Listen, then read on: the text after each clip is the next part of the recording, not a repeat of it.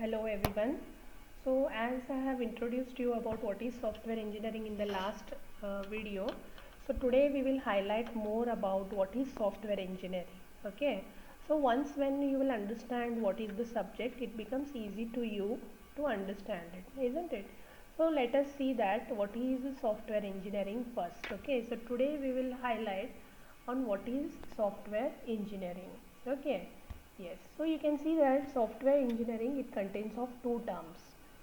Okay, so first one is software and second is engineering, right? So you all know that what is a software, right? What is a software? Okay, so it is nothing but what, a collection of instructions, right? Or you can say that it is more than a code, right? So which performs some calculations. So if you see about the software, what you have learned in the first semester, right, or in the first year, you will be having a definition saying that software is a set of instructions, okay, so which is done to perform some calculations, right? It has got some code which is executed, right, and it will give us some useful output, right? So software is also considered as what, collection of only executable codes, okay, associated libraries and documentations, isn't it? So this is the term software which we have seen till today, right? So when the software, it is made for a specific requirement, it is called as what, a software product. Okay, so when you start developing a software for a specific purpose, that software is called as a software product, right? So you remember that your final year friends were doing some project, right? So we can say that they were building a new software, right? So for example, some of your friends are building a software on ATM system, right, on the working of ATM services. So what is that all about, ATM services? Okay, so we want to develop a software to show the working of ATM, or we want to develop the working system for automatic trailer machine, isn't it? So in this year you are going to take software not as a set of a code, but instead we are going to take it as a set of a code which is designed for specific purpose. Okay, so when we develop a software, okay, so when we develop a software for some specific purpose, right? So when you develop software for some specific purpose, right, so that is called as what, a software product. Okay, right? So now let us see what is engineering, right?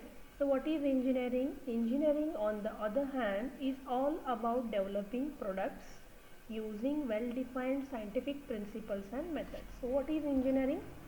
Engineering is nothing about what, we develop new products there, right? So we develop new products and by using certain principles and methods. So engineering is a study of new development, okay, of new theories by applying some principles and methods. So what is the term software engineering now? Okay, so in this subject you are going to see how we are going to develop a software, right, or how we are going to develop real-time softwares by making use of certain methods, procedures and principles. Okay, so that's why the term said as software engineering, right? So when we want to develop a software for a specific purpose, that software is called as what, a software product, right? And how do we develop that software product? That software product is developed, okay, by the application of certain scientific principles and methods. So that is the way, okay, we define it as software engineering. So in this subject you are going to learn overall about, okay, you are going to learn overall about the software and developing the software by making use of certain principles, right? Okay, now so let us go to the next thing, right? So as I told you, software when made for a specific requirement, it is called as a software product. Okay, so more technically we can see that software engineering, it is an engineering branch associated with development of a product, okay, by using well defined scientific principles, methods and procedures. The outcome of software engineering is an efficient and reliable software product. Are you getting it? So first I told you what is software, and then I told you what is engineering. So what is software?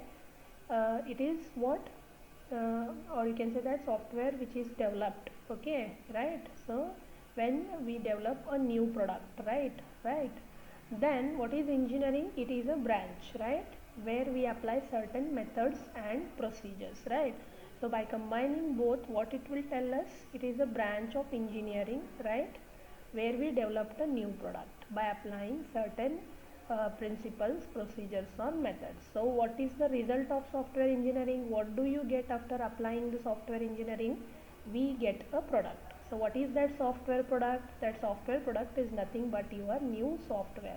So when we apply, okay, some methods, procedures, okay, and some rules, okay, then we get a new product. So that product is nothing but our new software. So in this subject you will learn about all those different methods, procedures, okay, and you will come to know how to develop a new software, or how exactly step by step we develop a new software, right? So here I am trying to tell you something. See, so this is our new software product, okay, so this is our new product. So how do we get this product? Okay, how do we get this product? Suppose I want to develop a new software for online examination for students, right? So how do I develop this new software, okay, or how do I get this new software product, right? How I will get this new software product? First I have to collect, okay, the first thing that I need to do is I have to collect a set of requirements, okay, so I have to collect a set of requirements. So what are these requirements? Requirements is nothing but I want to collect all the information needed to develop this online system, right? Then what I will do? Then I will go for system analysis. What is the term analysis means? Suppose I have so much of information collected, right? So in analysis what I will do? I will take only the required information during developing my software. I will not go for all the information. I will just take what is information needed for me during the development of a software. Then after that I will go for the next step, that is the design. So I will take the requirements, I will sort the requirements according to my need, and then I will go for system designing. So in designing I will get a clear idea of what is the main, or how does our software is going to work, right? So after designing what I will do? I will go for the coding section, right? So after designing I will go for the coding section. So what happens when I go for this coding section?